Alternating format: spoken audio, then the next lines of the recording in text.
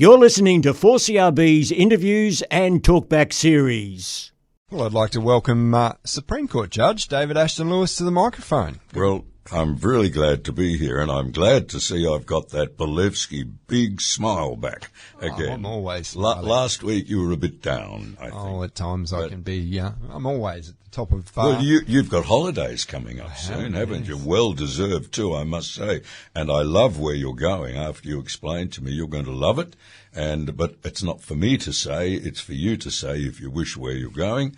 So I wish you a really good holiday. Come back refreshed. Well, today's topic is going to be about immigration, and Yes. there's been a lot of discussion in the news cycle of late, good, bad and indifferent. Yes. We might preface it with something, David, and I'll let you lead off there. All right, look, I want to make it clear on behalf of Colin and myself, this is not about part of our multicultural society. It is not about Middle Eastern people. This we're talking on today is about our own government, and in my opinion, our government's failure to carry out two fundamental obligations that it has to the Australian people. That is, people from all over the world who've chosen to come here to live. Remember, I am, you are, we are Australian, and from all the lands on earth we come. We sing with one voice, I am, you are, we are Australian. So this is not about particular races or ethnic groups. It's about our own government. We're not asking anyone to forsake, in that statement, their culture and where they've come from. It is just meaning that when you do come here, you come here for a new beginning for you and your family, and you take it in that frame. You must, and if you come here just wishing to continue regional, racial hatreds, you should go back, because you're never going to be able to reproduce the hatred or the misbehaviour that exists in the lands where you came from. And I don't think we make it clear enough publicly. You're welcome. You're all part now. We are all Australians. You're not European. I'm not English, yet my roots are in England, Scotland and Wales. But I'm Australian.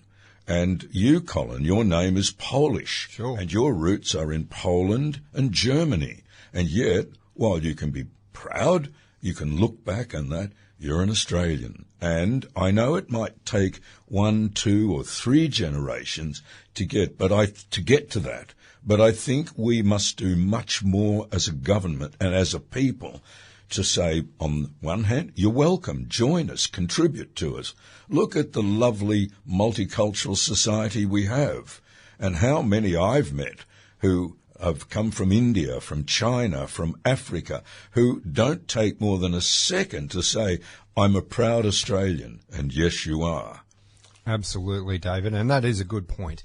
I'm a proud Australian. Yes. What you walked away from, obviously you came to this country for a better life for you and your family. So again, as much as you can be concerned about what's going on back where you came from, you can be interested, you can follow it in the news cycle. Yes, of course.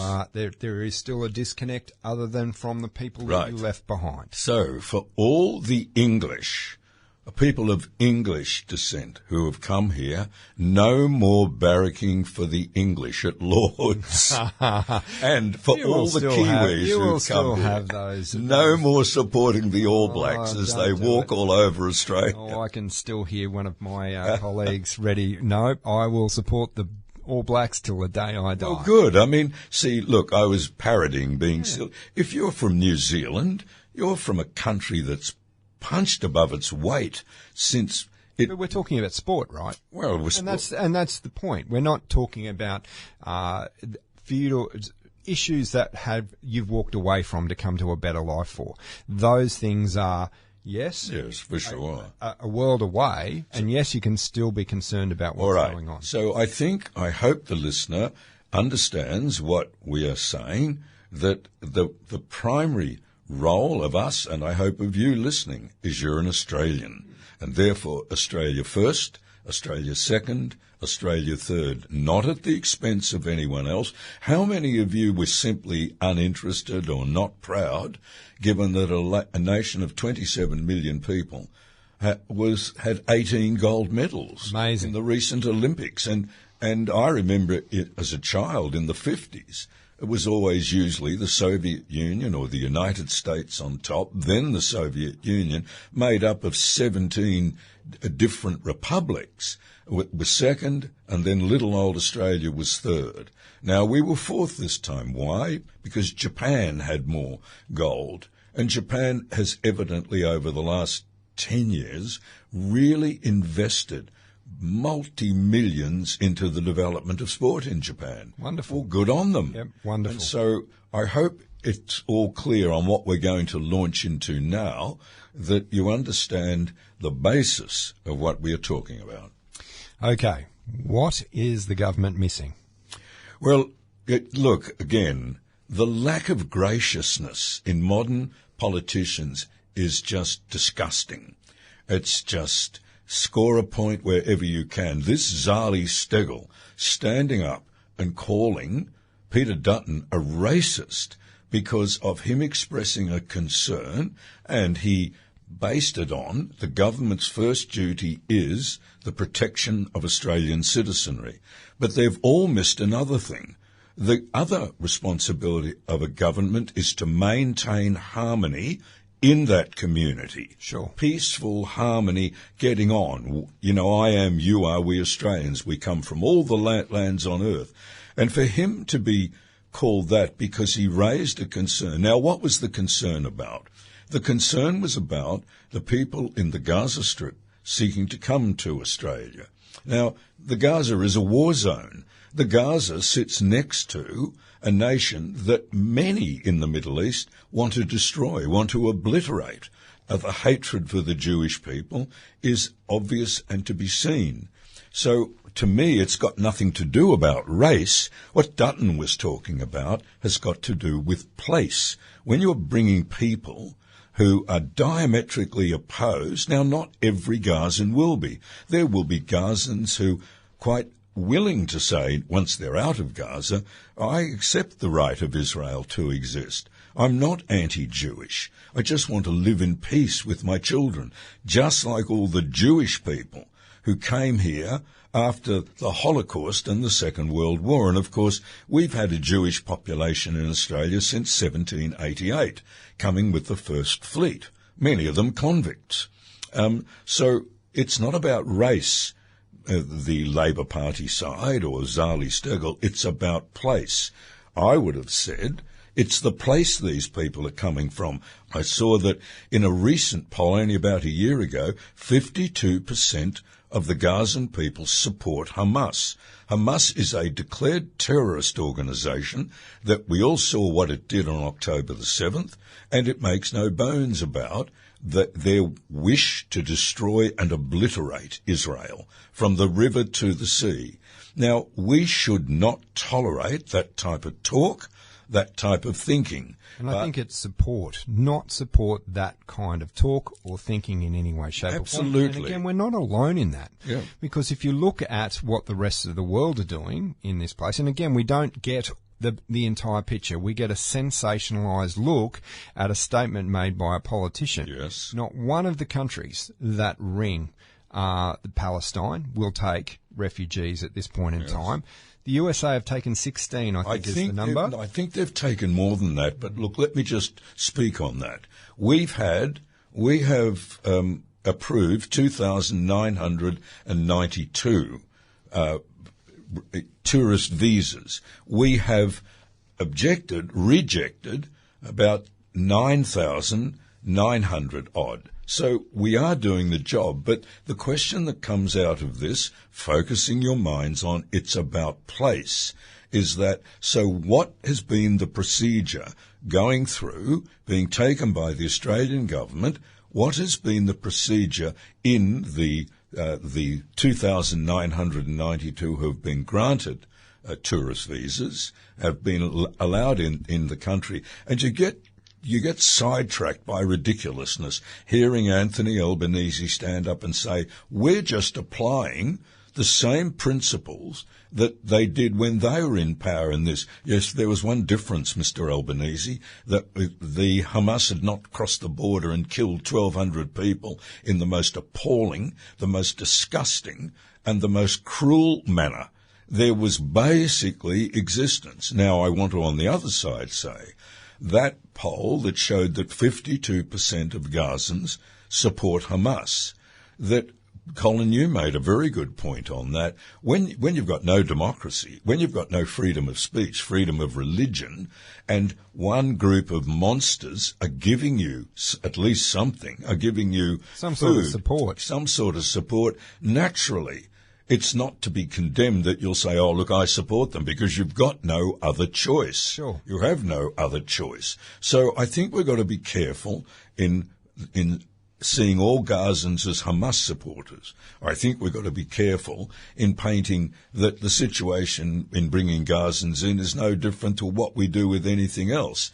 I've said again, it's to do with place. And the place where these people are coming from is a war zone with bitter hatred on either side. And so normally they would be vetted in Egypt or another country by ASIO and proper checks made, but that hasn't happened. They've just been shipped to Australia, and it's not been ASIO doing everything to have a look at. And this is appalling government. If this is true and it's coming out in the Parliament, and you can't lie in the Parliament because you'll be hit with contempt of Parliament. And I watched Anthony Albanese when he was asked 5 times in the Parliament yesterday or the day before how many Gazans since October the 7th have been rejected. And Albanese didn't answer it. He didn't answer it because he couldn't. He did not have the figures which he should have had. So it's this ungraciousness in both sides of politics that are just a shameful thing to watch when we have voted for these people to be our government, and yet they behave in the ungracious, churlish, childish, vindictive manner. Miss Stegel, who on earth, how much research, and she was very proud saying, oh, I know what the definition of racism is, but no one went back to her and said, yes, so do we, and it's got nothing to do with race, Miss Stegel, it's got to do with place. And I think that's the point. If we've got to get back to first principles, the first principle of a government is that we have elected them to manage the country on our behalf. Yes. So do not treat us this way. Yes.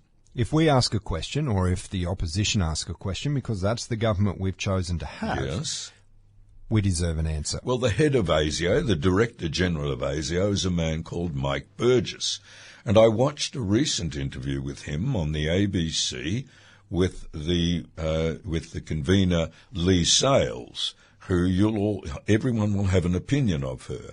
She's pretty direct, and she went to him directly. He was gracious, that lovely word again, in answering her, and he just took no hesitation to say, I can't give you those figures because it doesn't help anything. And when she said, look, and he'd mentioned, we've got a bigger threat in Australia than terrorism. It's high, and we're on a probable alert now. And he said, but worse than that is espionage. Absolutely. And he said, I can't name countries, because she then said, and I take it's mainly China. And he said, no, it's not mainly China. It's a number of countries around the world. And recently we unearthed a group of people who were making friends with people in the computer industry, in the armed forces, in defence industry, and slowly wreaking information out of them. Like at a party, we're all friends, and they groom people. And he said that they've all gone now. We've quietly removed them. And when she sought to find out who is it, he said, no, I'm not in the national interest. No, it's not, because this is not about honing in on one group of people. I repeat again, espionage is over a broad area of ethnic groups. And he said, and the bigger danger in espionage is grooming young 13 to 25-year-old men. And she sought to go down the road, I read it as, Islam in Australia. And he said, no, it's not that. And I saw that he mentioned in a recent speech South Korea as part of the spying group, Taiwan as part of the spying group, People's Republic of China, part of the spying group, Russia, and we saw those 2 Russians recently arrested. So I think we've got to get back to the first duty is the security of the Australian people and the harmony of the Australian society. And it doesn't matter, it's not race-based, it's not ethnicity-based, it's based on, if you're looking to have stronger vetting terms in place, it'll deal with the place that these people are coming from. I like it. It's not race, it's place. It's place. It's definitely place. And so, if we draw an historical analogy, Germans who disliked and wanted to get away from the Nazis, certainly migrated to Australia in the 30s, right up until 1939. Migrated to America. Yes, they did. Now, I'll bet my bottom dollar, and I haven't researched this, and I will, that I'll guarantee that any single person, male, female, married couples, children, being accepted to come into Australia in 1934, 35, right up to 1939, had much more interest paid in them, their background, and I think one of the questions would have been, were you or are you a member of the Nazi Party in Germany? Now, naturally, most people would say, no, I'm not. Yes. It was amazing. I knew people in Air Force who were part of the occupation of Germany after the war, and they said we would meet Germans, grandparents, parents, in the devastated streets of Bremerhaven, Stuttgart, Cologne, Berlin, and we couldn't find any Nazis when we'd ask, did you support the Nazis? No, we didn't. Were you in the Nazi Party? No, we weren't. And he said, yet we were given access as part of the occupying forces. We were given access to intelligence. He said the Germans were great for keeping very good records. And it's funny, whether it's we talk about World War I or World War II, and I remember going to Southwest Rocks, and there's this wonderful little 40-type construction out on the headland. 40, you mean fort? Yes, but it was a place to imprison people. So in World War One, we had a lot of German people in the country, so they could have been spies. So they got locked up there, and just in case they could do the wrong thing. In the Barossa Valley, and the German population was treated quite harshly. World War II, we rounded up the Japanese because, you know what, they could be spies too. And so they were locked up there at Southwest Rocks. And you fast forward, and here's my story, post-World War II. Yes. I applied for the Australian Defence Force as a pilot, and the very first question I got was, well, your father was from Germany. Which side, west or east? And you didn't even know they knew that. Yes. But they had access to that. And so again, these things we're not being harder on German or not that the Japanese wanted to migrate here between the wars or just after, but certainly Germans did. And it had nothing to do with race or ethnicity. It had to do with the place they were coming from. Correct. Because out of that place, unfortunately, its history will carry forever. 1,000-year Reich did not exist. It was for 13 years. But 1,000 years of concern. And post-World War II, it was the Cold War in Russia, wasn't it? Yes. Well, in Eastern Europe. Yes. And that's why people from the land of your ancestry, very few were able to come to Australia. That is, Poles, Czechs, Hungarians, Bulgarians, Romanians, Yugoslavs.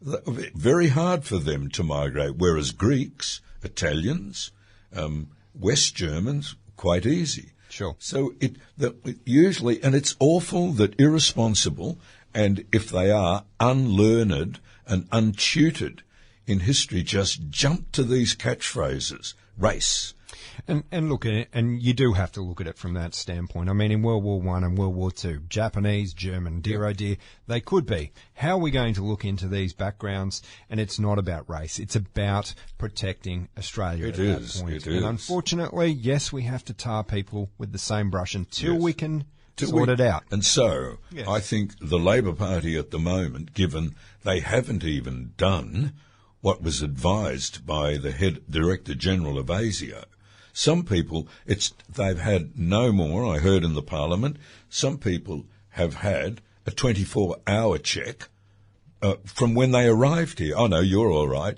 And even some had an hour check. Now, again, looking at the place that they've come from, doesn't a reasonable mind think, look, you've come here, we want you to fit in, to be part of a harmonious society, but you come from a part of the world that supports a group who committed the most egregious attack in Israel nearly 12 months ago, that are committed to the total annihilation and destruction of the Jewish state. You come from there. Now, we're not saying that you support that, but we do need to be sure because, and you'd ask a simple question, do you feel that the state of Israel has a right to exist? Now, no doubt, if you want to come here, most people would say yes.